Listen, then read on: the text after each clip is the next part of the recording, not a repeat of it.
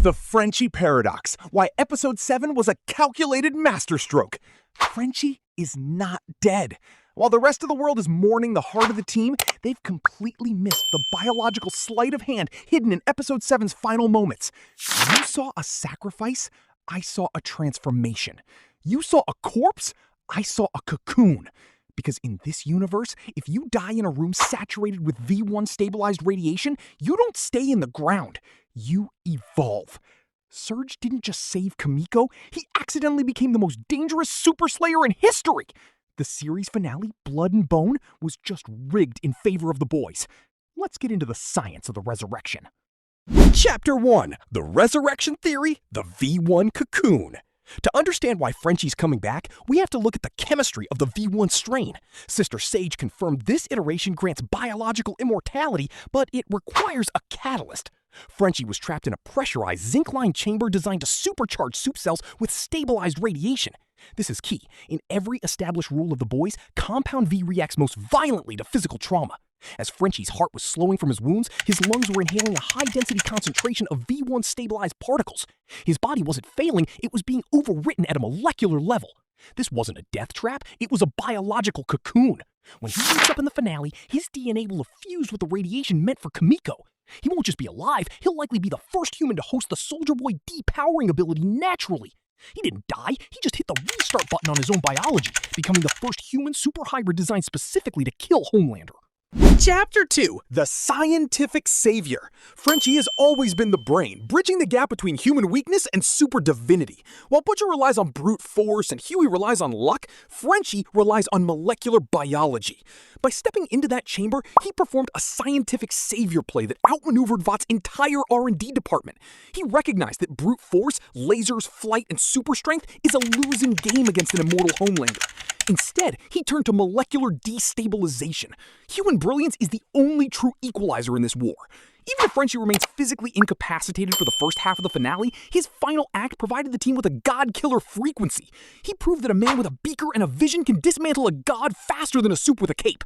He didn't just die for Kimiko. He died to prove that Vought's invincible science has a fatal, exploitable flaw that only he had the courage to trigger. Chapter 3, The End of the Monster Identity. For 4 seasons, Kimiko has been haunted by the idea that she is a monster, a tool of destruction forged by the Shining Light Liberation Army.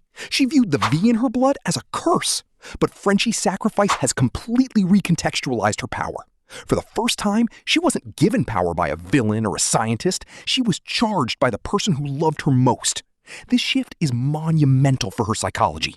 In the final shots of Episode 7, we aren't looking at a grieving victim, we are looking at a living weapon that has finally been aimed with intent. The guilt that once paralyzed her is gone, replaced by a surgical mission of vengeance. This is the end of her monster identity and the birth of her role as the Slayer. Frenchie's death has liberated her from her past trauma, but it has shackled her to a violent future, one she finally accepts as a necessary evil to end Vaught's reign once and for all. Chapter 4, The V1 Biological Failsafe.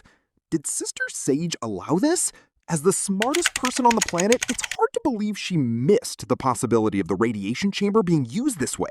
This chapter dives into the failsafe theory. We speculate that the V1 strain in Homelander's blood has a hidden biological weakness, one that only Frenchie managed to identify through his obsessive study of superblood.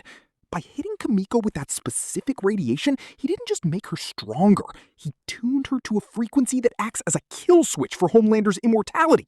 Frenchie didn't just build a weapon, he built a key to a lock that Vought kept hidden even from the Seven.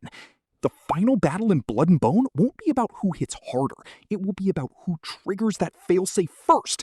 Frenchie's plan B was never a backup. It was the primary goal from the moment they stepped into that lab, and Homelander is walking right into it. Chapter 5, Butcher vs. Homelander, The Moral Decay. With Frenchie gone, the moral anchor of the boys has officially snapped. Frenchie was the only person who could challenge Butcher's scorched earth mindset with empathy and logic. Without that tether, Butcher is spiraling into a total abyss, fueled by the Kessler hallucination and his own terminal rage. Homelander has officially moved into the Oval Office, asserting a fascist dominance the world has never seen, literally crushing the president's head to prove a point. Butcher, meanwhile, is losing his battle with the tumor and his own sanity. The finale's duel isn't just a physical collision, it's a race to see who can become the bigger monster before the clock runs out.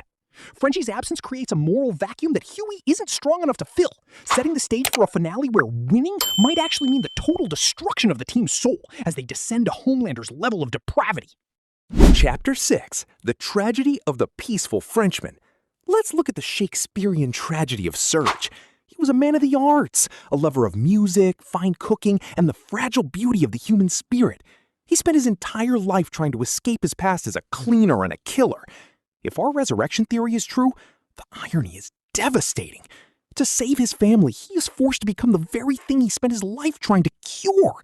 He would be trapped in a body defined by violence, permanently separated from the normal life he dreamed of with Kimiko.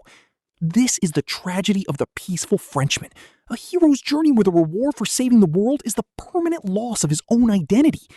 It's a dark, poetic end for a character who only ever wanted to watch the stars in a world that insisted on dragging him back into the mud to be a weapon.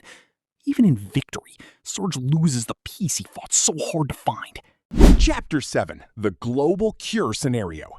Could Frenchie's final act be the end of all soups? We've seen the show flirt with the idea of a cure since season 1, but Frenchie's research into Soldier Boy's radiation was never just about a single target. It was about the fundamental nature of Compound V. We dive into the theory that Frenchie's machine was designed to create a chain reaction. If Kimiko, or a resurrected Frenchie, unleashes that specific radiation in the finale, it could trigger an atmospheric depowering event. Imagine a world where the Blood and Bone title refers to the soups being stripped of their divinity and forced to face the world as regular, vulnerable humans. It would be the ultimate reset button, fulfilling Frenchie's life's work by effectively ending the soup era in a single massive burst of cleansing light that levels the playing field for good. No more lasers, no more flight. Just blood and bone. Chapter 8: The Survivor's Guilt, Huey and Annie. While Kimiko's the weapon, Huey and Annie are the witnesses. They just watched their oldest friend die while they were helpless to intervene. This chapter explores the psychological weight of survivor's guilt. Huey has always been the one trying to save everyone, but Frenchie's death is a reality check that has shattered his optimism and his faith in the middle ground. How does this loss affect the team's cohesion in the final hour? In the finale, we expect to see a fractured team. Annie is struggling with her own identity and power loss, and Huey is struggling with his relevance in a war of giants. Without the heart provided to Frenchie, the boys are no longer a family. They are a group of traumatized individuals running headfirst into a meat grinder, fueled only by grief and the desperate, bone-deep need to make Frenchie's death mean something in the end. Chapter 9: The Ghost in the Machine.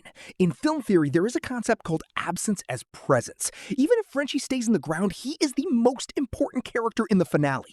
Every tactical decision, every chemical formula, and every step the team takes in the White House will be a direct result of his influence. He is the ghost in the machine. This chapter analyzes how his legacy has become the actual protagonist of the story. He is the one who solved the Homelander problem, even if he isn't there to see the solution executed. We look at the subtle ways the cinematography in the finale will likely reference him, reminding the audience that while the brain of the team might be gone, his spirit is the only thing that actually brought the tower down. He is the invisible architect of a victory that the world will never know he designed, proving that the pen, the beaker, is truly mightier than the sword. Chapter 10: The Final Collision, Blood and Bone. Everything has led to this collision. The title of the series finale, Blood and Bone, suggests a return to the basics of human anatomy, a world where the gods are brought down to earth. We predict the final frame will be a reflection of the show's first episode, a world trying to heal from the trauma of the Super era. Whether Frenchie is there to see it, or whether he remains a name on a memorial, his act in that radiation chamber changed the DNA of the series, literally. The finale will likely be a bloodbath, but it's a bloodbath with a purpose. Frenchie gave the boys a chance to win, not just survive. As we head into the end of this journey, we have to ask, was the cost of victory too high? Is a world without Supers worth the loss of the man who held the team together? Prepare for the full breakdown. Frenchie was never just a sidekick. He was the endgame. Whether he resurrects in the final hour or guides the team from the shadows, his fingerprints are all over Homelander's eventual downfall. But I want to hear from you. Do you think the V1 worked its magic in that chamber, or is his story truly over? If he comes back, is he a hero or a new kind of monster? Let's argue about it in the comments below. You are watching the BrainerFlix Network, your home for high-retention cinematic deep dives. Don't forget to like, subscribe, and hit that bell. The Blood and Bone finale is almost here, and we'll be here to break it down. Thanks for watching.